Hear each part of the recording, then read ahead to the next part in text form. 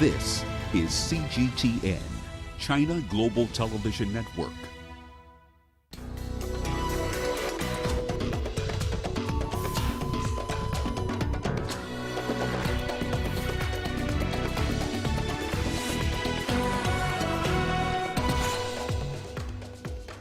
The United Arab Emirates approves a Chinese vaccine after results show it's more than 80% effective. UN Chief Guterres calls for COVID-19 vaccines to be availed to poor nations. And Ghana's incumbent president re-elected as opposition rejects results. Hello and welcome. You're watching Africa Live. We're coming to you live from Nairobi. I'm Hannah Vivia. Here are more stories making headlines this hour. In business news, South Africa's economic growth surges by over 66% in the third quarter. And in your sport, we talk to Zimbabwe cricket chairman Tavenga Mukulani as he targets good fortunes for his team in 2021. We begin the hour in southwestern China. Chengdu is reporting no new coronavirus cases over the past 24 hours after a massive testing campaign. Nearly 500,000 people were screened on Wednesday alone. CGTN's reporter Make has the latest. The House commissioners also said they have collected altogether 630 environmental samples according to the travel history of the patients. So far, 14 have come back positive, and this have raised some concerns online. Well, to better look into this issue, we have Professor Luan from West China Hospital with us. He's also the deputy chief of a provincial medical expert team on COVID-19 control. For environmental samples, we have to look at where the samples come from. Currently, the 13 positive environmental samples come from the homes of the patients. The first patient, the woman surnamed Lu, and in her home we found a lot of samples in the handles of the doors and also in other places of the house. And they have been living in a home for quite a number of days because they are infected. There are a lot of virus samples in the environment of the room, so it's highly infectious. We have already expanded the scope of contact tracing. We are covering nearby communities, shops, and also even schools. Our NAT has covered a wider range of area, and starting from yesterday, we've seen no positive case amongst 140,000 samples, and this is a very good piece of news, and it shows that we have stabilized the situation. The epidemic is not spreading, so it's very positive a piece of news, and we will continue following the situation. If there is no new cases, so we can say that the transmission chain is basically broke. The daily death toll from the coronavirus in the U.S. is being reported to have reached its highest since April. More than 3,000 Americans are reported to have died in one day. Authorities are meeting on Thursday to debate the emergency approval of Pfizer's vaccine. Owen Fairclough has the latest. Nursing staff in Wisconsin learning how to mix and administer a COVID-19 vaccine that's likely days away from distribution. That'll be really important that they do that exactly right. And then we want to make sure that they give it correctly as well. The US Food and Drug Administration is meeting this Thursday to decide on emergency use approval for Pfizer's vaccine. The drug maker has cleared one hurdle after the FDA released documents raising no issues over the vaccine's safety. And the US Health Secretary says distribution can happen quickly upon approval. We would then authorize shipment within 24 hours. It would literally go, this Pfizer vaccine, they're shipping directly. It would go by FedEx and UPS, directly shipped to wherever the governors have told us they want it to go. So some governors are leveraging the system we set up, CVS and Walgreens, especially for their nursing homes. You know, the initial focus is going to be healthcare workers and nursing home patients. Rival Moderna is awaiting approval for its own vaccine. And another drug maker, Johnson & Johnson, is nearing the end of its trials. We target for results in the month of January, both for safety and efficacy. And not a moment too soon, with US deaths topping 2,000 every day over the past week, and some hospitals at breaking point, admitting new coronavirus patients. And more US states are now trying to slow down the spike in infections by imposing fresh restrictions. From Friday, North Carolina will join California and Ohio by imposing a curfew. Owen Fairclough, CGTN, Washington. Meanwhile, the United States is preparing for the arrival of COVID-19 vaccines. Each state submitted a vaccine distribution plan to the federal government. They've been rehearsing the distribution in an effort to ensure this massive operation goes smoothly. CGTN's Hendrik Sibrandi reports from Colorado.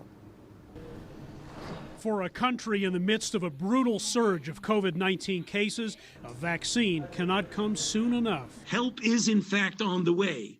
Vaccines are literally on the threshold for us. The promise of a potentially life-saving drug is matched by the immense challenge of effectively distributing it. Obviously huge, right? Monumental. It's like nothing we've ever seen before. Gina Moore with University of Colorado's Anschutz Medical Campus says the scale, speed, and complexity of this vaccine rollout is unlike any seen before. From the ultra-cold storage the Pfizer vaccine requires and the training of healthcare workers who will administer the shots to the maintenance of patient registries. This is all a magnitude we've never seen before, and there's going to be things that happen, but I think the plan and the procedures that are in place are well thought out. Colorado, which has 1.69% of the U.S. population, will get that same percentage of the vaccine supply. The first installment of 47,000 doses of the Pfizer vaccine is expected to arrive here next week. The state of Colorado has conducted several exercises to gauge its readiness to receive and distribute the vaccine. To find out if we have any friction points, any areas that we need to improve on. One held recently saw a mock vaccine shipment arrive on time, but a supply kit end up in the state of Kentucky. Meanwhile, local hospitals have elaborate plans in place. As soon as we have the vaccine and the information that we need, we're ready to hit the ground running and go. Dr. Melissa Miller says here at North Suburban Medical Center, healthcare providers who work with COVID-19 patients will get shots first. They're the ones working in our emergency rooms, our ICU critical care units, also our COVID units, as well as our code response team, our trauma teams. Moore, whose school has trained students to administer the vaccine, believing they'll be needed, says people who are not in the top priority group for vaccines will need to be patient. One of my bigger worries is individuals who might not be in that tier 1A being angry that they can't get it. The same level. One couple that was part of a Moderna vaccine trial says lots of work lies ahead. The job isn't done, right? I mean, there's still a lot to do in terms of just executing on getting everyone vaccinated, getting people to believe the drug is worth rolling up their sleeves. Absolutely. Would I take it? Would I have my family take it? Absolutely.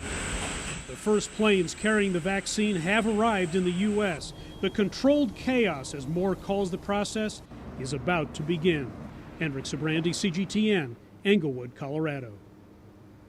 Canada has approved its first COVID-19 vaccine developed by Pfizer. Prime Minister Justin Trudeau said on Wednesday that 30,000 doses would begin to arrive next week. Canada is the third country after Britain and the Bahrain to give the green light to the drug by Pfizer. Authorities say high-risk populations like seniors and healthcare workers will receive them first, and general inoculations will begin in April. Also on Wednesday, Israel received its first batch of vaccines by Pfizer. Prime Minister Benjamin Netanyahu said he expected it to receive clearance soon. He also said that he planned to get the first shot. The United Arab Emirates has given a Chinese COVID-19 vaccine the green light for general use. UAE officials say the shot produced by Sinopharm is 86% effective. CGTN's Li Jingye has more.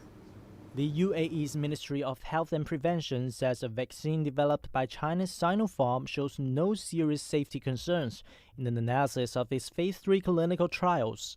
Officials say it not only prevents the vast majority of infections taking place, but is also 100% effective in preventing moderate and severe cases of the disease. The vaccine has been undergoing Phase 3 trials in the country since July, and it was approved for emergency use for healthcare workers in September. The process in the UAE has included 31,000 volunteers from 125 nationalities. Senior officials, including the UAE Vice President, were given doses in November. The vaccine developed by Sinopharm is an inactivated vaccine. This means it only needs to be refrigerated, making distribution easier compared to jabs developed by Pfizer, which needs to be transported at minus 70 to 20 degrees Celsius.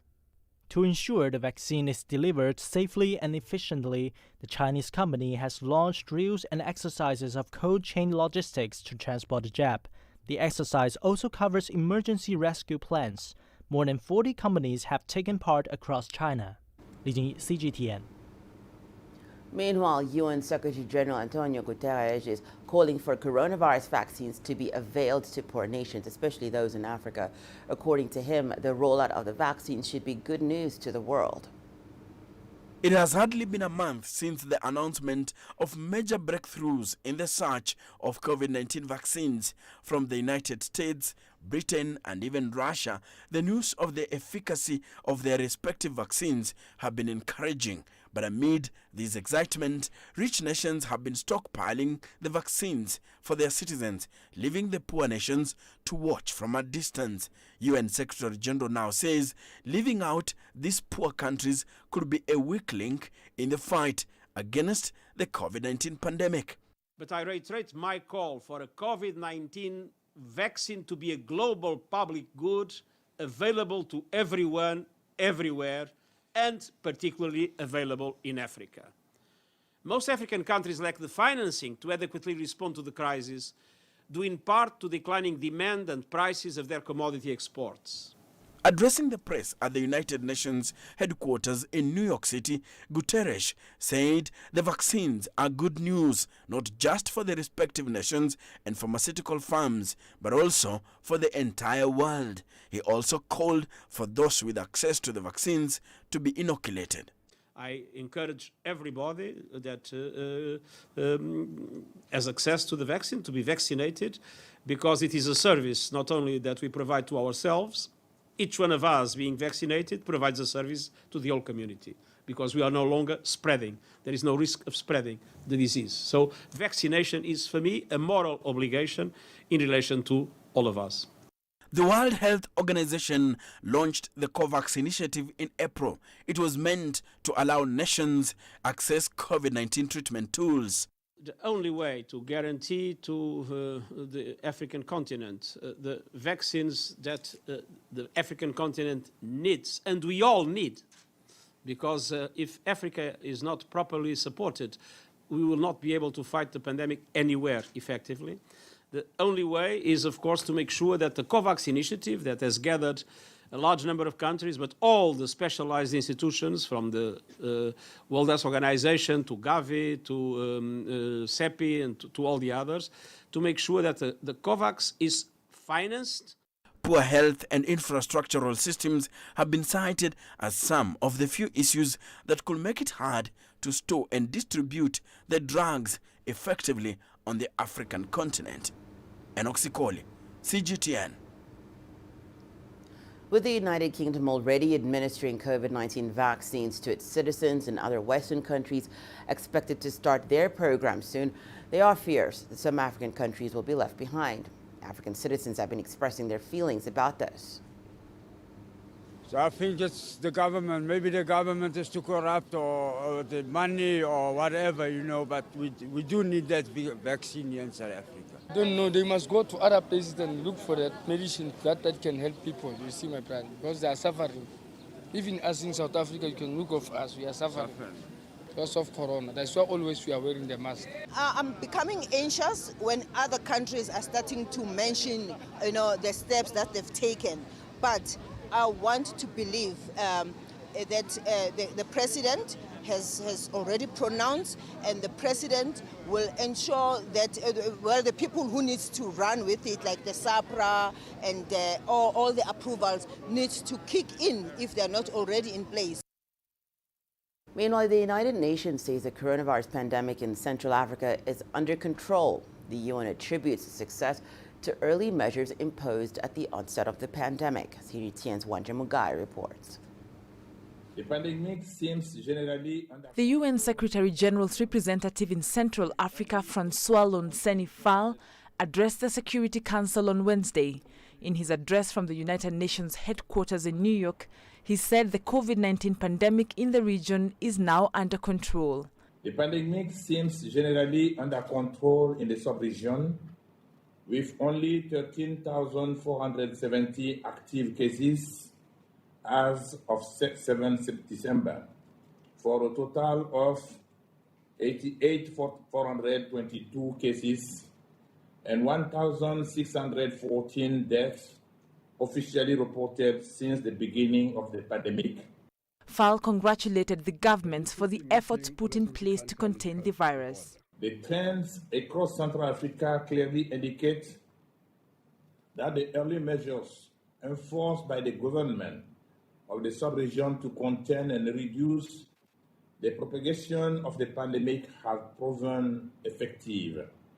However, this effectiveness comes at the high socioeconomic cost, as the economic slowdown triggered by the pandemic and the different restrictive measures further deplete the already limited capacity of the states to provide basic social services to their populations.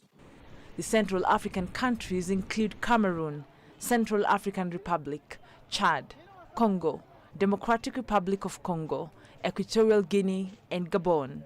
According to USAID, the region is one of the world's least developed, with 60% of its population living in poverty.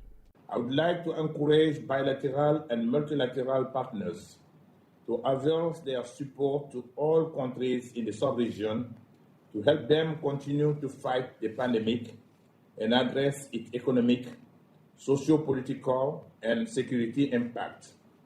I also appeal to international financial institutions to continue to facilitate the release of emergency assistance for all COVID-19 affected countries in Central Africa. According to Africa Centers for Disease Control and Prevention, Africa as a whole has recorded about 2 million cases and approximately 55,000 deaths. Wanja Mungai, CGTN. On to Europe now with the latest on Brexit. European leaders are set to meet in Brussels on Thursday. On the agenda are issues to do with COVID-19, climate change, security, and external relations. Brexit negotiations will be part of those discussions. British Prime Minister Boris Johnson and European Commission President Ursula von der Leyen met on Wednesday ahead of Thursday's negotiations. Well, for more on that story, CGTN's Guy Henderson joins us from London. Guy, thank you so much for joining us. The Prime Minister has now returned from talks in Brussels aimed at breaking the Brexit deadlock. Did he make any progress? The short answer to that question, Hannah, is no. Certainly didn't appear to anyway. Just short statements coming from both the UK and the EU side after what was a dinner between Boris Johnson and the European Commission President Ursula von der Leyen. No joint statement. So the EU saying in its brief statement that they found the talks interesting. The UK Downing Street releasing a statement talking about how large gaps still remain between the two sides. And of course now we are near the end of the transition period now for the UK, after which time it will potentially crash out of the European single market, deal or no deal. And there are some pretty clear signs at the moment that firstly on the European side, they are now preparing for the very real possibility that there may be no trade deal, that the UK may, crash out without one. Angela Merkel, the German Chancellor, told the Bundestag on Wednesday that her government now saw a no-deal Brexit as a very real possibility, as an acceptable option, she said. Michel Barnier, the EU's chief negotiator, had said earlier in the week that he now saw the chances of a trade deal between the UK and the EU as increasingly slim. Indeed, there is an argument that part of the reason for Boris Johnson's trip to Brussels on Wednesday night was at least partly to do with preparing the ground for a no-deal scenario so that he could come back and tell his voters, look, I did everything I could. I went to speak to the EU. I tried and tried. And just as well we're leaving that club because, look, they're so inflexible, we still couldn't make any ground.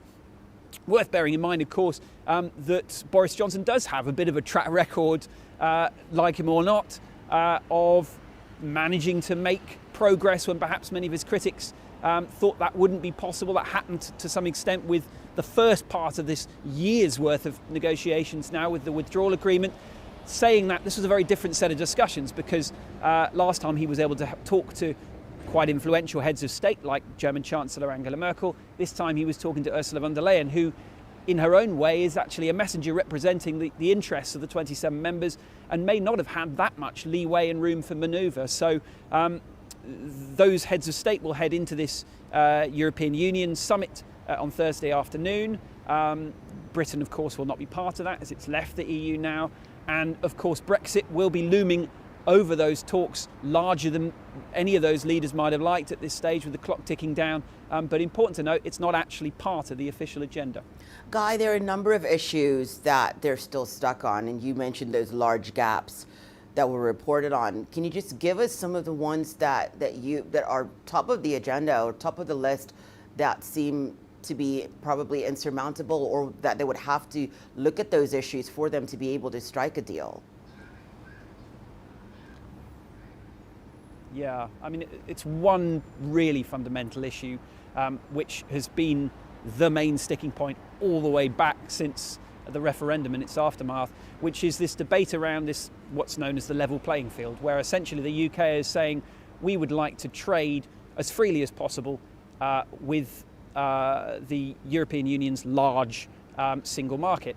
The EU comes back to the UK and says, yes, okay, you can do that, but you must make sure that you do not diverge from the set of rules required for your businesses to operate in that single market, so that you don't, for example, start paying your workers less money and essentially be able to undercut other players unfairly, the EU would say, inside the single market, that it would compromise the very integrity of that very important market.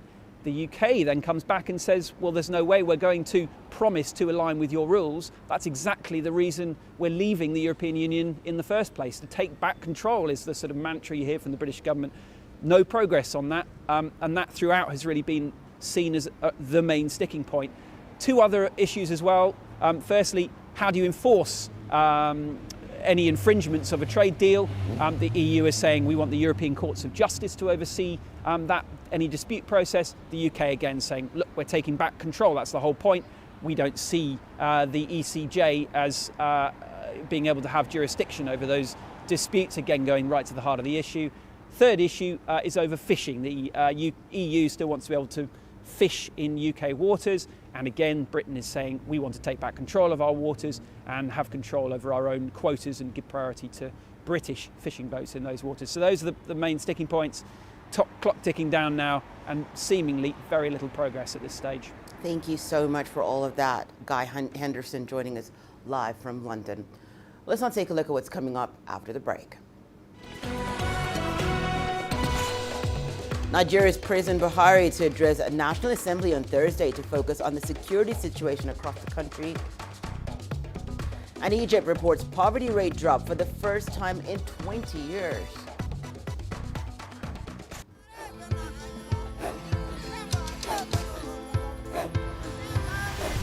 Africa is a continent of diversity, with varied climates and enchanting geography, and a people so distinct, but with a shared enduring spirit. We are at the heart of the continent to bring you the untold stories. Let's have a look. We celebrate Africa as it shapes its own destiny. Tunis, Cairo, Juba, Johannesburg, Ethiopia, Tanzania. Africa Live. Find your voice.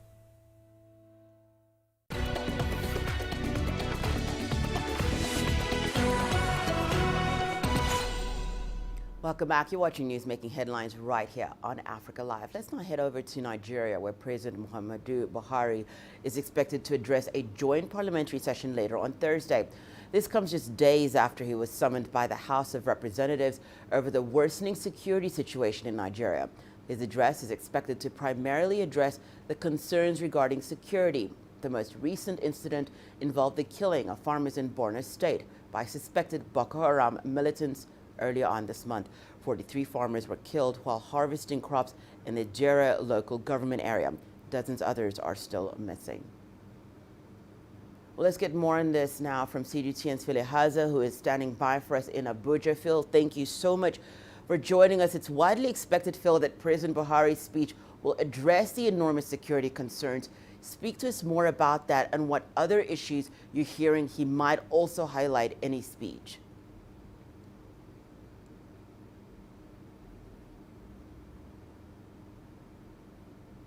Well, thank you. We know that indeed the president's address is supposed to address, security concerns, especially with the latest killings that took place in the northeastern part of the country in Borno State, specifically involving more than 40 rice farmers there. And he's supposed to give security updates. He's supposed to also talk about compensation, of the families of the victims, as well as talk about the service chiefs and how, whether he's actually going to restructure his security apparatus, change his service chiefs, because that has been a discussion for quite some time now. They are some of the longest service chiefs at the moment in Nigeria's history. So these and some other issues, especially regarding security, were some of the issues that the president's address was supposed to look into. But we know that at the moment that address is still in doubt, because we've heard from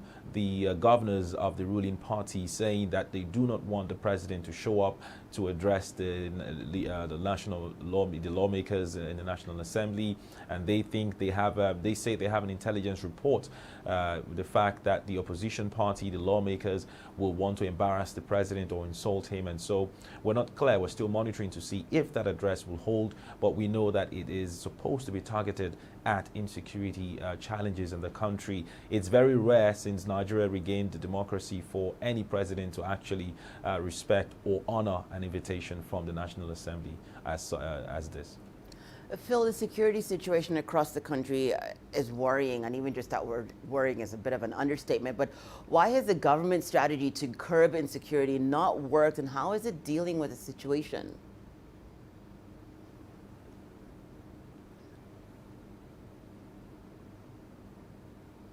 Well, thank you. Well, indeed, the security situation in Nigeria, for some they'll say is overwhelming, for some they'll say is lingering.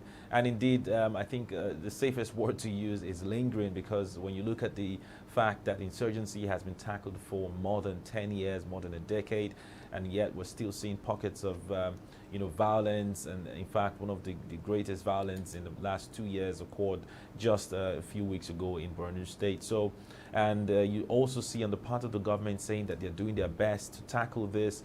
The latest, statements from the president saying that he's invested heavily on purchasing equipment, more armored cars, aircrafts, and all of that, ammunition for to fully equip the military who are at the war front. You would also hear the president say things like intelligence gathering is improving, but we've seen these insecurity challenges linger for so long, and that's the reason why critics, security analysts are saying that just equipping the military might not just be enough to end the insecurity challenges. A lot of them have said that they will need to look into the root causes, for example, using the religious leaders to preach peace, to preach citizenship, to de-radicalize their members, especially in the northern part of the country, to ensure that they do not become extremists, because at that point they become willing recruits for the ranks and files of these insurgents. And so they've also talked about the fact that there has to be more collaboration between security forces and, of course, the populace, the people living in those areas, and ensure that they're also safe, so that this issue of insecurity can be put to an end. But we're also hoping that if that address is to hold, the president will have to shed more light on this, either at the National Assembly or maybe sometime later. We also know that he's scheduled to meet with the security chiefs to get even more briefings on all of that. But we're monitoring all of this at the moment. Thank you so much for all of that, Phil. Phil Haza joining us live from Abuja, Nigeria. Well, let's stay in West Africa. We move on to Ghana's incumbent President Nana Akufo-Addo, who has won re-election in a tightly contested presidential race. He came up against former President John Mahama and 10 other candidates. The Electoral Commission's results put Nana Akufo-Addo in the lead with nearly 52% of total votes cast. CGTN's Nabil Ahmed Rafai reports from Accra. Catherine Finney turned 18 this year. She voted for the first time in Ghana's elections. The presidential race was a close one between incumbent Nana Akufo-Addo and former President John Mahama, both seeking to improve the lives of Ghanaians and the economy. I suffered in paying my school fees, but my younger siblings didn't. They had the opportunity to go to free SHS, and that has really helped my family a lot. So that's why I decided to vote for him, His Excellency Nana Akufo-Addo. The Electoral Commission says nearly 80% of the electorate turned up to vote, an improvement on the nearly 70% turnout recorded in 2016. 1, 2. The counting of ballots went deep into the night, with voters keenly watching the process at every step. 2 days after the polls, the long wait for results ended with this announcement by the Electoral Commission. By the power vested in me as the chairperson of the Electoral Commission of Ghana and the returning officer of the presidential election, it is my duty and honor to declare Nana Addo Dankwa Akufo-Addo as President-elect of the Republic of Ghana. The Electoral Commission said Nana Akufo-Addo won with almost 52% of the votes cast, while his political rival John Mahama had 47.36%. I give you my word that I will continue to work very hard to build a prosperous and progressive Ghana for which we yearn. The decisive margin of victory in this election constitutes for me an endorsement of the policies and programs initiated by my government and put before the electorate. And I'm determined to do all in my power to accomplish the task of this new mandate. Nana Akufo-Addo from now has an uphill task to turn around the country's economy, which has been badly hit by the coronavirus pandemic, coupled with fighting corruption that plagued his previous government. The celebration of President-elect Nana Akufo-Addo's win saw supporters gather here at his residence. The president has urged them to celebrate in moderation and maintain peace with the opposition party. Nana Akufo-Addo will be sworn into office on January 7 to continue his second term. While observers have said Ghana's election has largely been peaceful, the death of 5 people through electoral violence was a blot on the democratic process. For people like Catherine, who voted for Nana Akufo-Addo, they want more jobs to be created in the next 4 years to reduce the unemployment rate in the country. Nabil Ahmed Rafai, CGTN, Accra, Ghana. Your business news is coming up after the break. Here's what you can expect. South Africa's economic growth surges by over 66% in the third quarter. And the IMF supports Egypt's 12-month credit agreement worth $5.2 billion.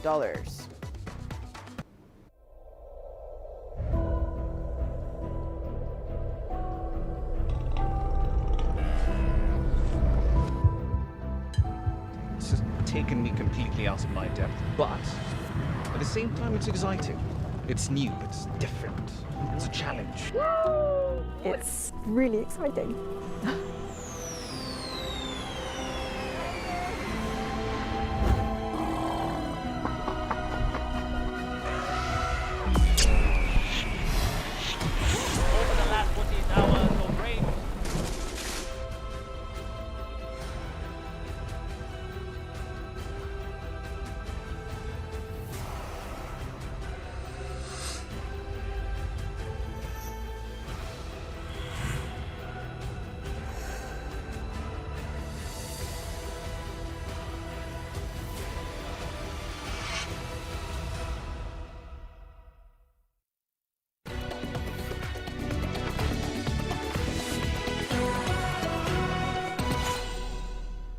Time now for the business news. The South African economy grew by just over 66% in the third quarter of 2020. The GDP data released by Stats SA took many by surprise, as most economists had expected that the economy would grow by 50%.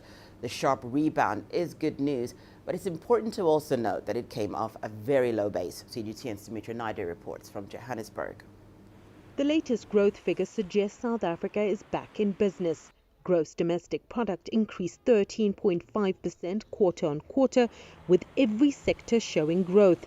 The extent to which the economy recovered in the third quarter took even the most optimistic people by surprise in the wake of the lifting of lockdown restrictions, that some of the measures that were taken by the monetary and fiscal authorities are also working to assist. South Africa dipped into a recession before the COVID lockdown at the end of March this year.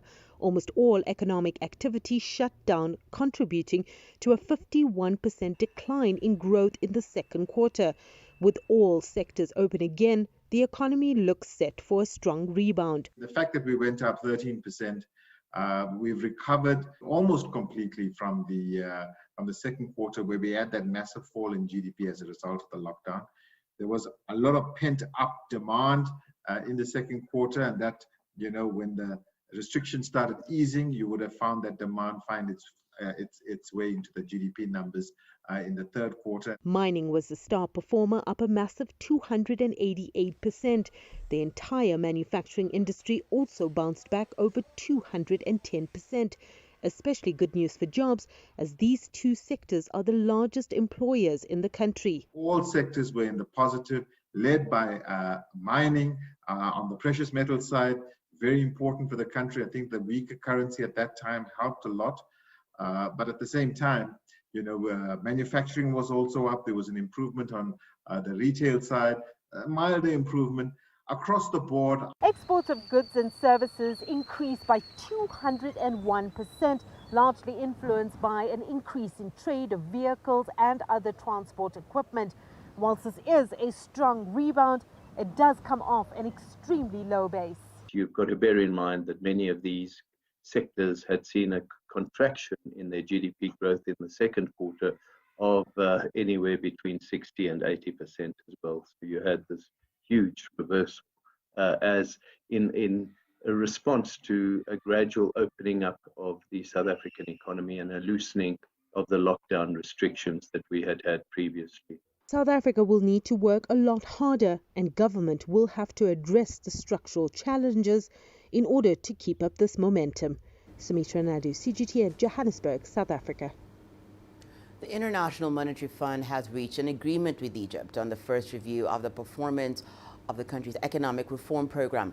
The fund and the Egyptian government discussed the latest economic developments and policy priorities, which the IMF supports with a 12-month credit readiness agreement worth $5.2 billion. Yasser Kim reports.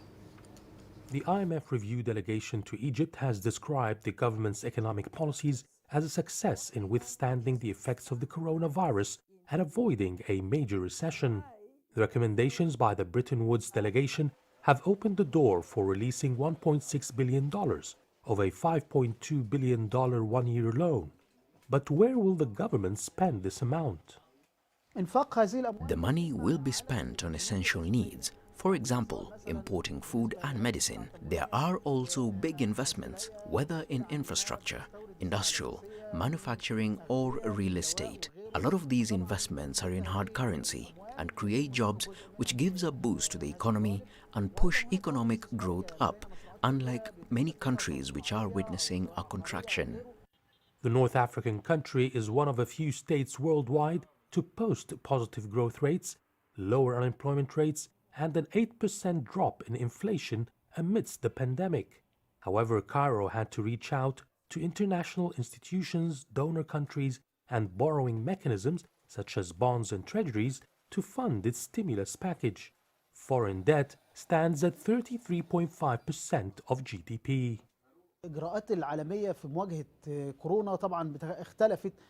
The way the world reacted when corona first broke out is different from now. In the first shock, there was no vaccine, no medicine, no information about the virus. It led to worldwide lockdowns, economic closures, and suspension of all flights. This had its financial toll, and in Egypt, investors pulled out their money out of the economy, so we had to resort to loans. Some experts believe that the virus will be contained, especially with the vaccine on the ground and medical knowledge of how to treat the COVID-19 patients. Therefore, there might be no need for borrowing much in the future, as revenues are slowly picking up again. Yasser Hakim for CGTN, Cairo. Time now for us to take a break. When we return, in our continuing series, Made in Africa, we explore how East Africa attracts tourists with Tinga Tinga paintings. My family has been doing this artwork for the past 600 years.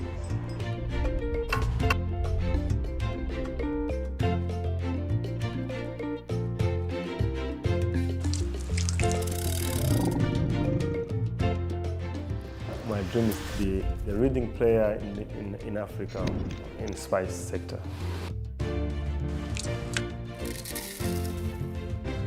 Nobody in the region consumes it. Even me cannot afford the vanilla cooking.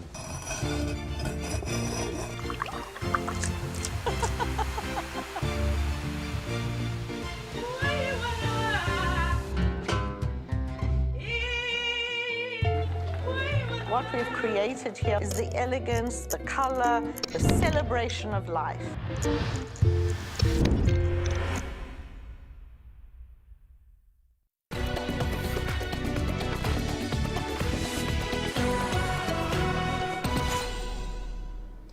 Tinga Tinga paintings are a unique and a visually remarkable painting style that was developed in the second half of the 20th century in Tanzania, East Africa. Now, Tinga Tinga is one of the most widely represented forms of tourist-oriented paintings in Tanzania, Kenya, and other neighboring countries. Today, we take a look at Tinga Tinga village in Dar es Salaam and meet Abdul Mkura, one of the leading painters within the Tinga Tinga movement.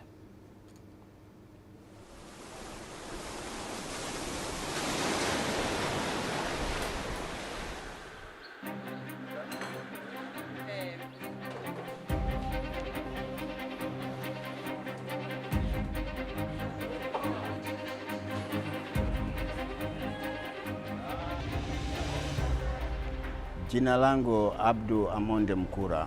Nimekuja hapa mwaka 1974 na nilipokuja hapa nilifikia kwa kaka yangu Omari Amonde. Kaka yangu nilimkuta anachora picha za tingatinga, lakini sikufahamu tingatinga ni nini, lakini alinielimisha tu vizuri tu. Tingatinga maana yake kwamba ni mtu mmoja aliyeanzisha, anaitwa Edward Saidi Tingatinga. Yeye ameanza kazi ya kuchora 1968. Ilipofika 72 akafariki.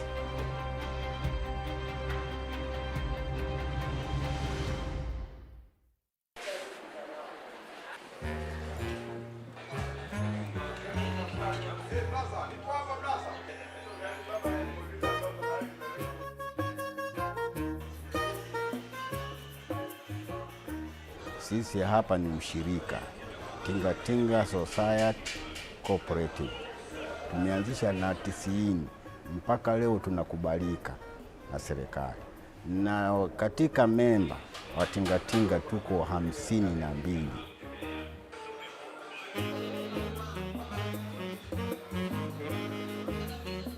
Tinga Tinga ilikuja kwamba ni kitu cha kufikiri kichwani. Zamani ilikuwa tunakata sindibodi. Kwa hiyo tunakata zile kwa kutegemea size ambayo inatakikana kubebeka.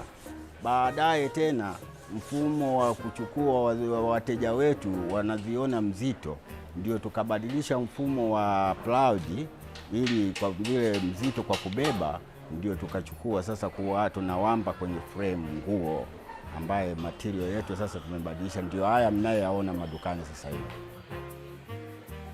Usanii wa zamani unatofautiana na sasa hivi. Zamani tingatinga hamna kusketch. Tingatinga inakuja kwamba unatayarisha rangi wewe na brush, unaanza kuchora. Lakini unaanza kuchora sio kwa kutazama kwamba kukopi mahali. Kwa mfano kama mimi nimeishi kijijini, wanyama wale tulikuwa tu wengine tunakutana nao, huyu swala, huyu pundamilia, huyu faru, utachora kama vile ulivyomwona. Hatuwezi kufananisha na kitu, ila tunachukua mawazo ya kichwani.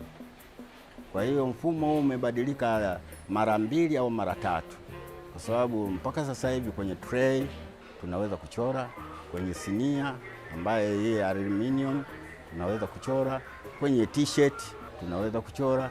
Kwa hiyo ili mabadiliko haya yamekwenda msisimuko wa kazi ambaye tunazozibuni sisi wenyewe.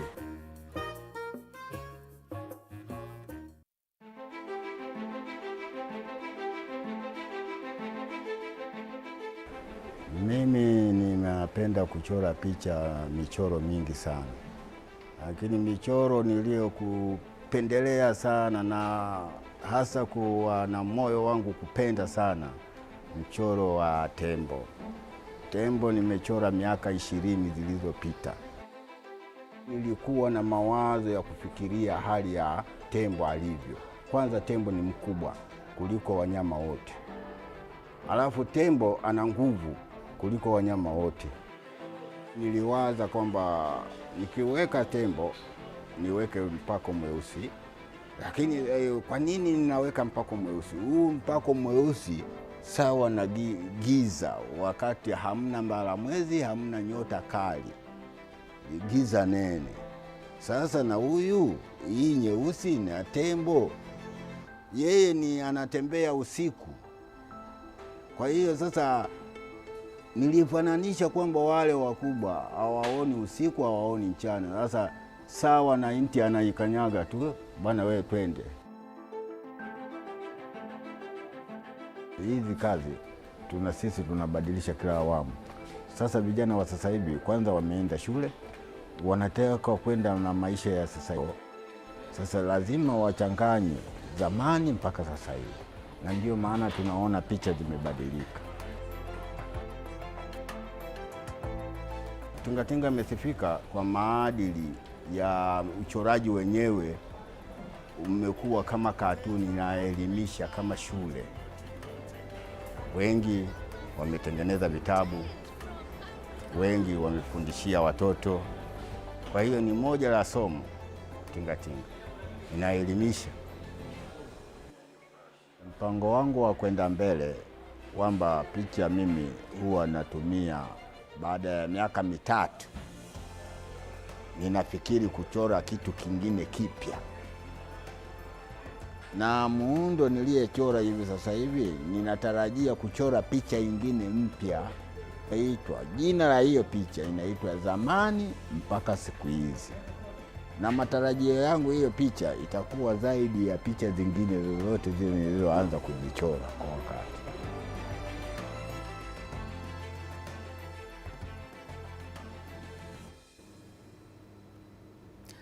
Well, let's take a look at what's coming up in the world of sport. Here's a highlight. We speak with Zimbabwe cricket chairman Tavenga Mukulani as he targets good fortunes for his team in 2021.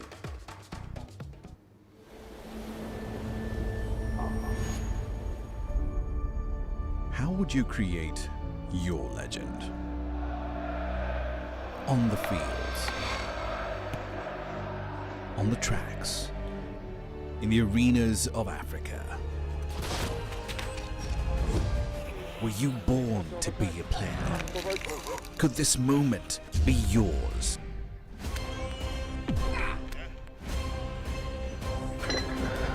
Sports Scene. Find